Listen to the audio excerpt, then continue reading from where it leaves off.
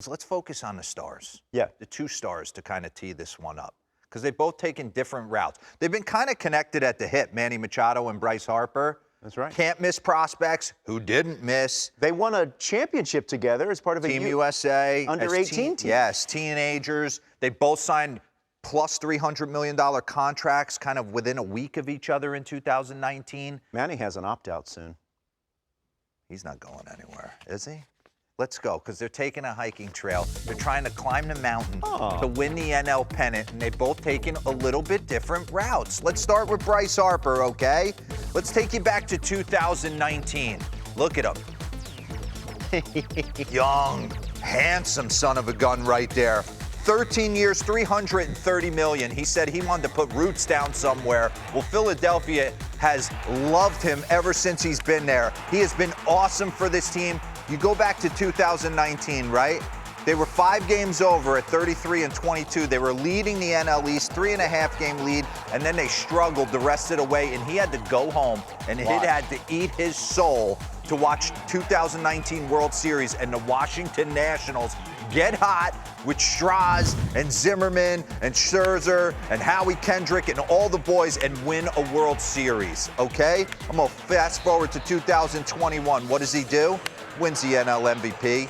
He leads the league in OPS, slug, everything. But the Phillies are 81-74 after 155 games. 1 game back, and then they lose 6 of 7 and do not make the postseason. And then in 2022, we don't get on the right page. We start 22-29. We have to let Joe Girardi go. Then Blake Snell, who he's going to step in the box against during this series, drills him in the thumb, and he has to take plenty of time off. And it looked like he got back and he was still a little bit damaged. But just his presence in the lineup kind of catapults this team. And what does he do in a division series? Goes absolutely off. And in this postseason, hitting .435 with almost a 500 on base, almost 1,000 slug, 3 bombs. Now let's flip it to Manny.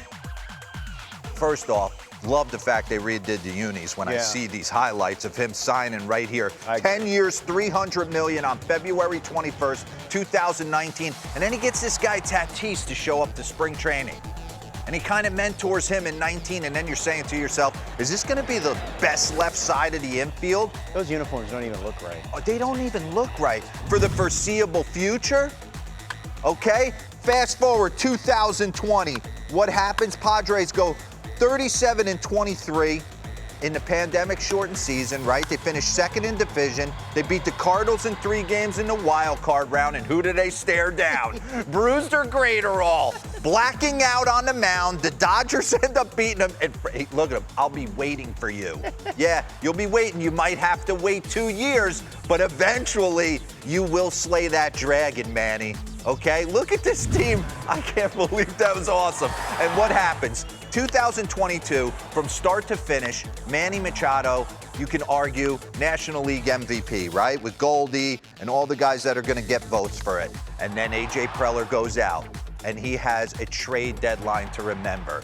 Bringing in Soto and Bell and Drury and Hader.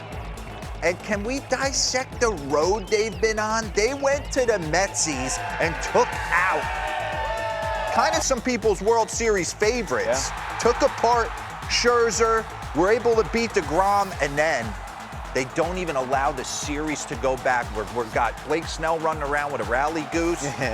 Unbelievable there. And then Bob Melvin, all the boys. So just 2 different routes to potentially one of them getting the NL pennant. Wow. I think this goes 7.